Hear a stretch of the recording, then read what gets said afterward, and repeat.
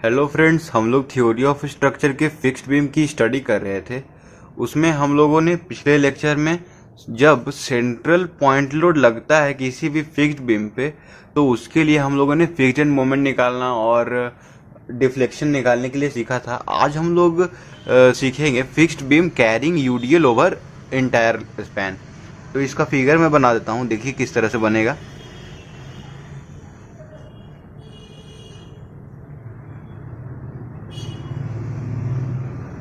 और ये है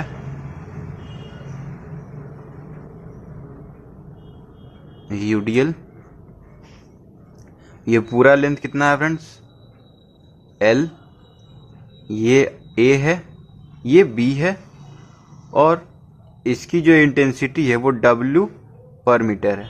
ठीक है फ्रेंड्स, इतना चीज हम लोग को दिया हुआ है। तो देखिए कैसे कैसे हम लोग स्टेप्स करेंगे और फर्स्ट प्रिंसिपल का यूज करके हम लोग फाइंड करते हैं फिक्स्ड एंड मोमेंट, वो भी मैं बताऊंगा कि इस केस में कैसे निकलेगा।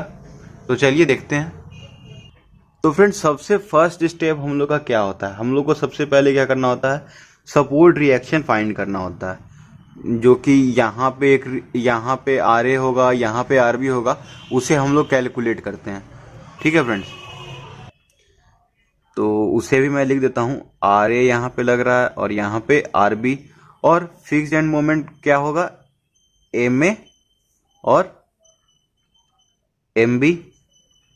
ठीक है फ्रेंड्स, एम ए और M B fixed end moment होगा। तो हम लोग क्या करते थे फ्रेंड्स? हम लोग फिक्स्ड बीम को सिंपली सपोर्टेड बीम में कन्वर्ट कर लेते थे सबसे फर्स्ट में। तो देखिए इस तरह से कुछ सिंपली सपोर्टेड बीम होगा। यहाँ पे सपोर्ट होगा और यहाँ पे सपोर्ट हो गया, और इसके ऊपर यूडीएल इस तरह से कुछ है। यूडीएल पूरे इंटायर स्पैन, पूरे होल स्पैन पे यूडीएल है। और ये लेंथ भी अपना क्या है? एल। ये ए पॉइंट, ये बी पॉइंट, यहाँ पे आर ए, यहाँ पे आर बी। और जब हम फिक्स्ड एंड मोमेंट निकालने के लिए हम लोग क्या करते हैं? बस ये देखिए इस तरह से हो गया। यहाँ पे क्या हो जाएगा? Fixed end moment M A, और यहाँ पे एम बी। तो अगर आप इन दोनों फिगर को जोड़ दोगे तो क्या इस तरह का चीज नहीं बन जाएगा? बनेगा यही चीज ना। तो ऐसे कैसे करके हम लोग स्टेप्स बनाते थे। आप थ्योरी भी देखे होगे तो मैंने बताया था इसी तरह से। फिर पिछला जो हम लोगों ने पॉइंट लोड के लिए निकाला था उसमें भी मैंने इसी तरह से बताया था। फ्रेंड्स, प्रोसेस सेम होता है, आपको बस सॉल्व करने आना चाहिए। तो एम ए क्या है, एम बी क्या है, आर ए क्या है और आर बी क्या है, वो देखिए। एम ए क्या है friends? Fixed end moment, moment at A. M B क्या है? Fixed end moment at B. R A क्या है? रिएक्शन एट सपोर्ट ए, और R B reaction at support B. इतना चीज डेटा हम लोग ऐसे करके लिख लिए। तो अब देखते हैं ये क्या क्या हम लोग स्टेप्स करते हैं। तो मैंने क्या बोला कि सबसे पहले हम लोग R A R B find करेंगे। R A R B find करने के लिए क्या करेंगे? सिग्मा एफ इक्वल टू 0, जो समेशन ऑफ एफ करते हैं, फोर्स का समेशन करते हैं, वो 0। तो इसमें क्या होगा? कौन कौन सा फोर्स है? आर ए है, आर बी है जो कि ऊपर की ओर लग रहा है, तो उसे पॉजिटिव मान लेंगे, R A plus R B. और ये डब्ल्यू पर मीटर है, तो पूरे लेंथ के एल है, तो पूरा लेंथ इसका पूरा लोड कितना हो जाएगा? डब्ल्यू इंटू एल हो जाएगा। तो ये minus W into L equal to 0 हो जाएगा, और तो कोई लोड है नहीं। तो फाइनली ये क्या हो गया? R A plus R B equal to W into L. इतना तक हो गया फ्रेंड्स। अब मोमेंट वाला अगर हम लोग समेशन करें तब 2 समेशन करते हैं, उससे हम लोग को रिएक्शन फोर्स पता चलता है। तो R A plus R B equal to W L आ गया। अब इसमें हम लोग देखते हैं तो इसमें देखिए हम लोग एजम्पशन क्या करते हैं कि एंटी क्लॉकवाइज को हम लोग क्या करेंगे, पॉजिटिव मानेंगे। ठीक है फ्रेंड्स, एंटी क्लॉकवाइज को क्या करेंगे, पॉजिटिव मानेंगे। तो यहाँ पे एक और चीज मैं बता देता हूँ, ये जो यूडीएल है इसको हम लोग इसका पूरे लोड को कॉन्सेंट्रेट कहाँ करते हैं, पूरे मिड पॉइंट पे, मतलब कि L/2 पे। दोनों तरफ से L/2 हो जाएगा, L है तो L/2, L/2 इधर से भी यहाँ पे लिख देता हूँ मैं L/2। तो या इसका क्या होता है कॉन्सेंट्रेटेड लोड, ऐसे अब आप लिख दीजिए W लोड लग रहा है, W इंटू एल लग रहा है फ्रेंड, क्या लग रहा है, W इंटू एल इस पॉइंट पे। तो उसके लिए हम लोग सॉल्व करेंगे। तो देखिए जब मोमेंट एट ए यहाँ पे कर लीजिए, इस पॉइंट पे मोमेंट हम लोग फाइंड करें, तो क्या ये इस तरह से रोटेट करने की कोशिश करेगा, ये जो W L लोड लग रहा है वो इस पॉइंट को कैसे रोटेट करेगा, इस तरह से करेगा, इस तरह से क्लॉकवाइज। तो क्लॉकवाइज रोटेट करेगा, और हम लोगों ने एंटी क्लॉकवाइज को पॉजिटिव माना है, तो माइनस W इंटू एल, और यहाँ से कितना डिस्टेंस है, L/2 इंटू L/2। और क्या है फ्रेंड्स, दूसरा फोर्स ये हो गया। अब ये क्या है, RB। तो RB क्या कर रहा है, एंटी क्लॉकवाइज रोटेट कर रहा है, तो ये पॉजिटिव हो जाएगा RB, और इसके बीच का distance L into L equal to 0। तो फाइनली क्या हो जाएगा, RB into L equal to WL²/2। तो एक L से L कटा, तो RB क्या हो गया, WL/2। तो इस इक्वेशन 1 में अगर RB का वैल्यू पुट कर दो आप,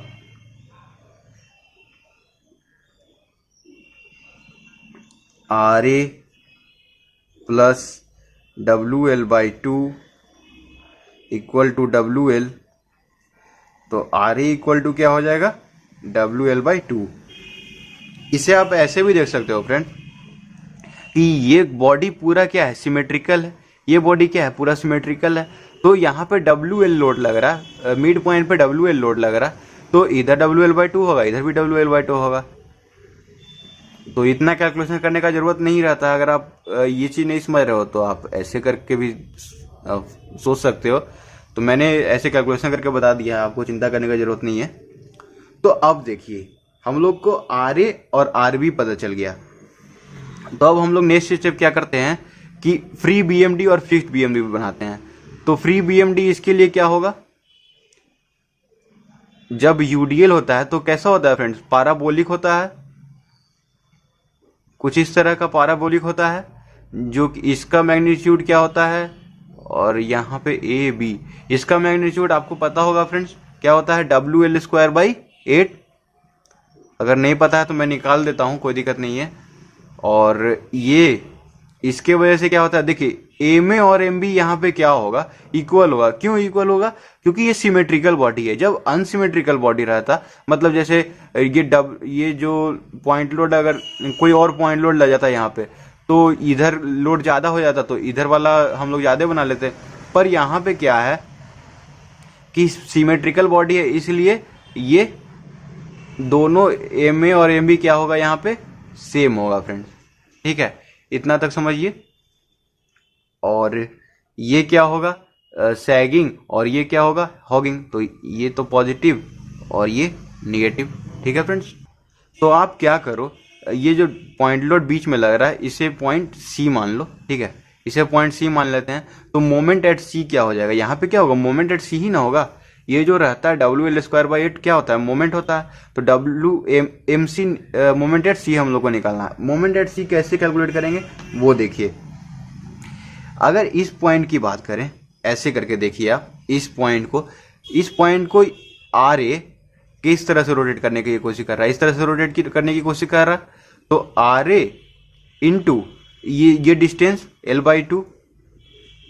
और फ्रेंड देखिए यहाँ इसके पहले कौन सा और कुछ लोड लग रहा है, पहले तो ये RA लग रहा है और कुछ लग रहा है, हाँ लग रहा है, क्या लग रहा है, ये UDL। तो ये UDL कितना है, ये ये देखिए ऊपर की ओर फोर्स लग रहा है, उसे हम लोग क्या कर लिए, तो R A L by two, और ये नीचे की ओर इस तरह से फोर्स लगा रहा है ऐसे, तो माइनस ये हो जाएगा डब्लू, ये इतना क्या है, W into L by to है लोड, और यहां से एल बाई टू है। आप लोग जानते हैं कि जो यूडीएल होता है उसका पॉइंट लोड अगर हम लोग कॉन्सेंट्रेट करते हैं किसी एक पॉइंट पे तो वो मिड पॉइंट पे होता है, तो एल बाई टू का मिड पॉइंट क्या होगा, एल बाई फोर होगा।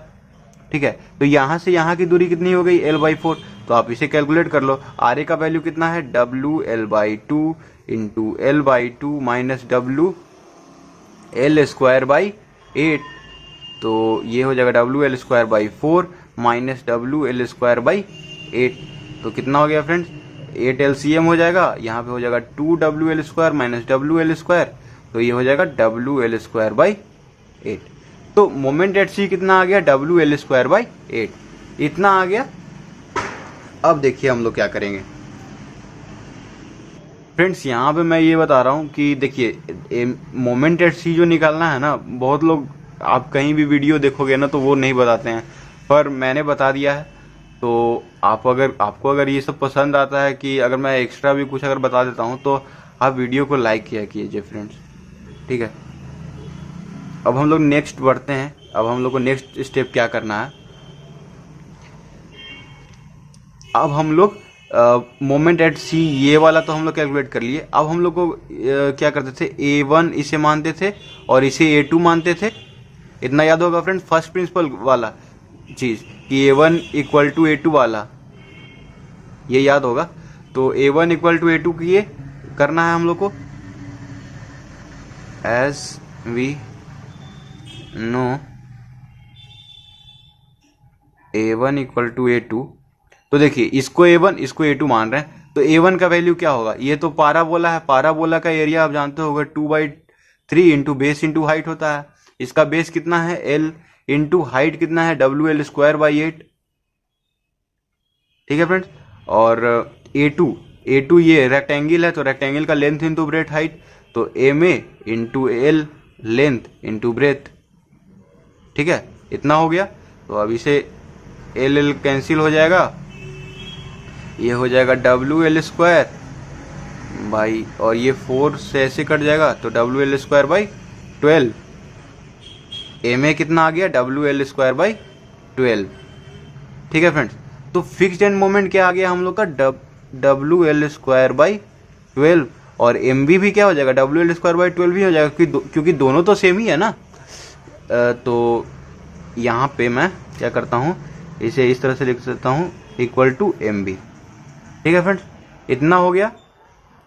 तो अब आप चाहो तो नेट बीएमडी ड्रॉ कर सकते हो। नेट बीएमडी कैसे ड्रॉ होगा, पहले हम लोग इसे म्यू डैश डायग्राम मानते हैं, म्यू डैश डायग्राम, और इसे म्यू डायग्राम, और इसे ही क्या कहते हैं, फ्री बीएमडी, फ्री बीएमडी, और इसे क्या कहते हैं फ्रेंड्स, फिक्स्ड बीएमडी। ये सब फ्रेंड्स मैंने सारे लेक्चर्स में, जो भी मैंने लेक्चर दिया है उसमें मैंने बता रखा हूँ, तो आप उसे अगर नहीं देखा है आपने तो आप जाकर देख लीजिए। ये हो गया म्यू डैश डायग्राम के लिए। और क्या कहता है थ्योरी की, म्यू डैश डायग्राम के ऊपर हम लोग को क्या रखना होता है, म्यू डायग्राम को। तो म्यू डायग्राम को ऊपर ऐसे रख दीजिए। ठीक है फ्रेंड, तो ये जो एरिया है ये वाला, ये सब जो है ये हमारा नेट बीएमडी हो जाएगा। और इसमें ये है पॉजिटिव, ये है निगेटिव, ये है निगेटिव, और ये कितना है, W L square, M A equal to W L square by 12, और M B equal to W L square by 12। और ये पूरा कितना था, डब्ल्यू एल स्क्वायर बाई 8, तो W L square by 8 minus W L square by 12 कीजिए। ये W square by 12 इसको घटाएंगे तब हम लोग को ये वाला चीज़ मिल जाएगा, तो वही हम लोग को करना है। तो देखिए फ्रेंड्स, इसका एलसीएम आप ले लीजिए तो क्या हो जाएगा, 24 हो जाएगा। तो 3WL square minus 2WL square, तो क्या आ जाएगा, WL स्क्वायर बाई 24। तो ये कितना आ गया फ्रेंड, WL²/24। ये सब जो है ना फ्रेंड्स एग्जामिनेशन में डायरेक्ट पूछ देता है, तो आप डायरेक्ट यहाँ से बना सकते हो। मैं आपको एक एक डिटेल में चीज़ बता रहा हूँ।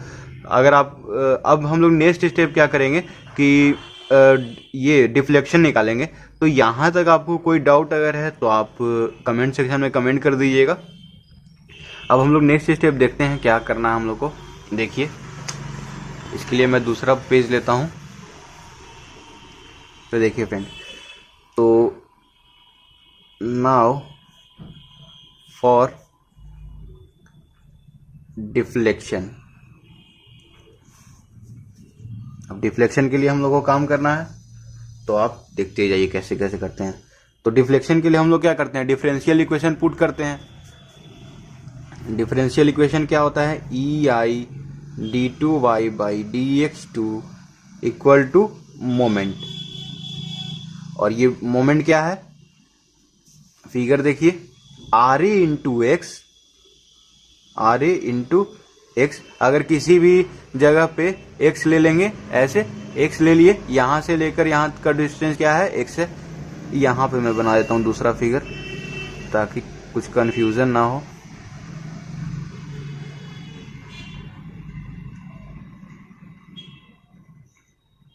ये W पर मीटर है, ठीक है फ्रेंड्स। हम लोग क्या कर रहे हैं, यहाँ पे किसी डिस्टेंस पे x मान ले रहे हैं, और ये पूरा जो यूडीएल है वो कहाँ पे कॉन्सेंट्रेट होगा, L/2 पे, यहाँ से L/2 दूरी पे, ठीक है फ्रेंड्स। इतना चीज दिया हुआ है।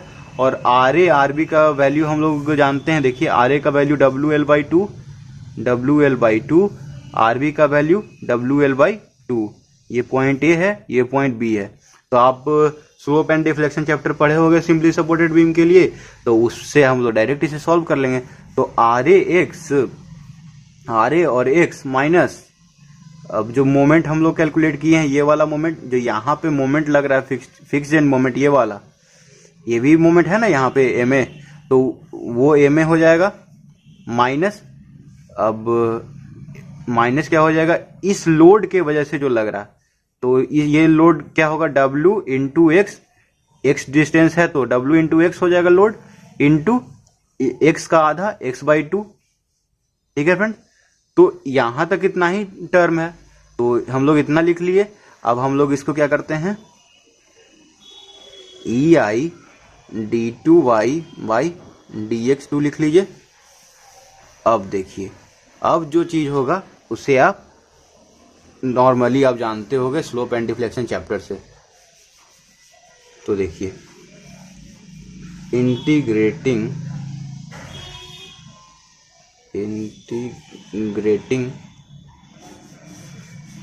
Both side.